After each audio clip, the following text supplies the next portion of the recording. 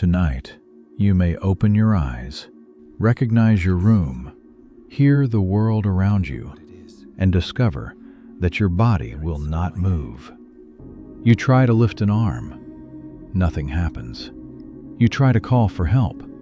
No sound comes out. Your breathing continues, but panic makes every breath feel smaller. Then something even stranger may happen. A shadow appears near the door. Footsteps move across the room. You feel pressure on your chest, or you sense, without seeing anyone, that something is standing beside the bed. But there may be nothing in the room. The threat may be coming from the same place as the paralysis, a sleeping brain that woke up in the wrong order. So why can your mind return before your muscles do? Why does the brain sometimes fill that helpless moment with an intruder? And what can you actually do when you are awake, but trapped inside a body that is still behaving as if it is dreaming?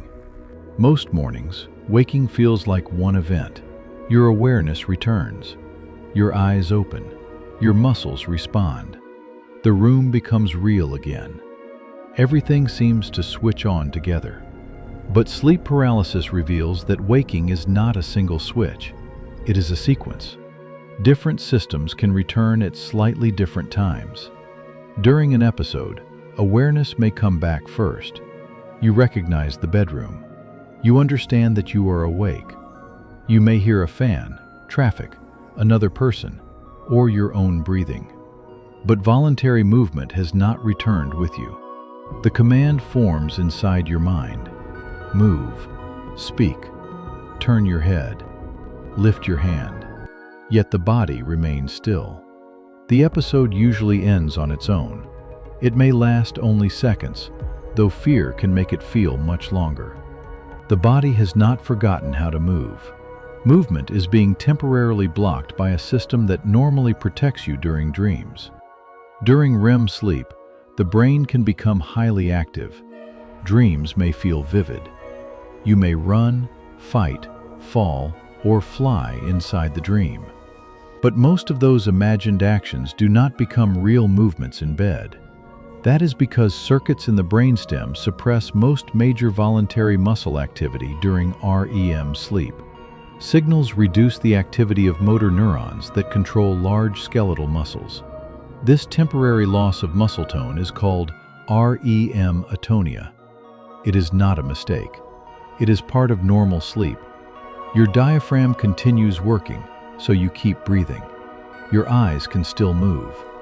Small twitches may break through, but most large dream movements remain separated from the physical body.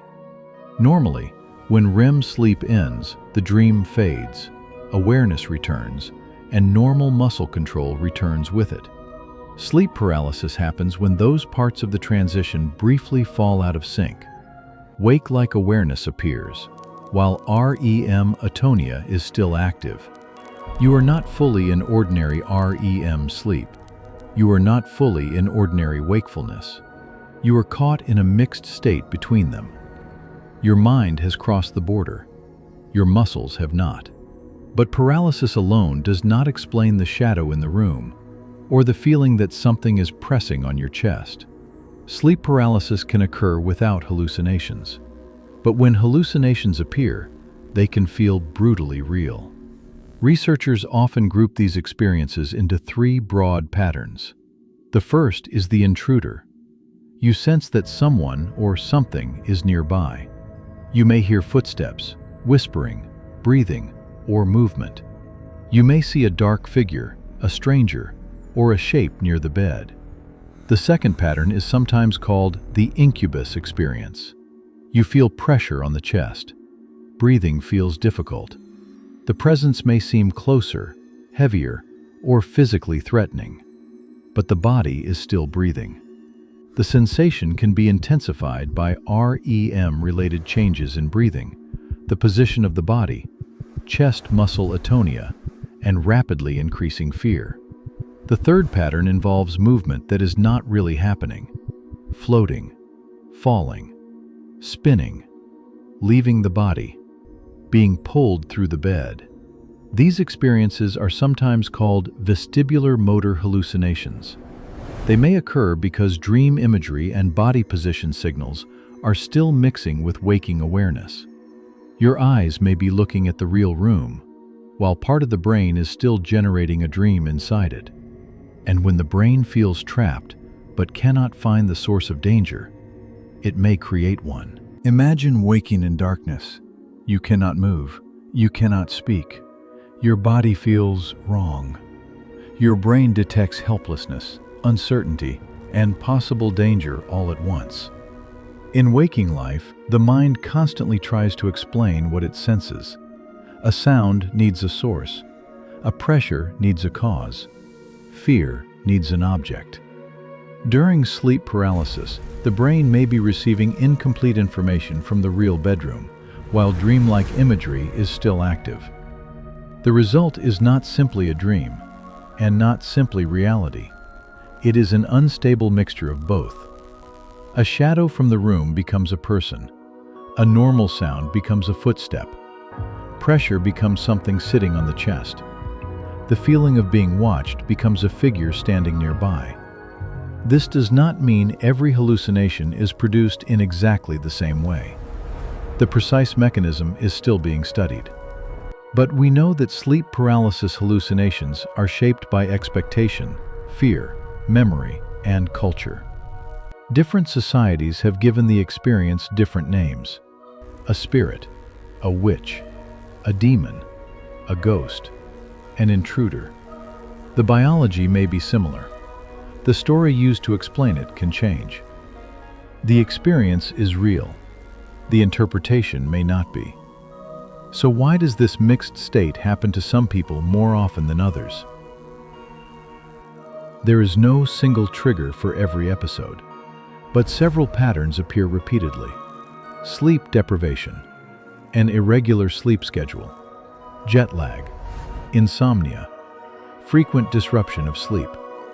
These conditions can make the boundaries between sleep and wakefulness less stable.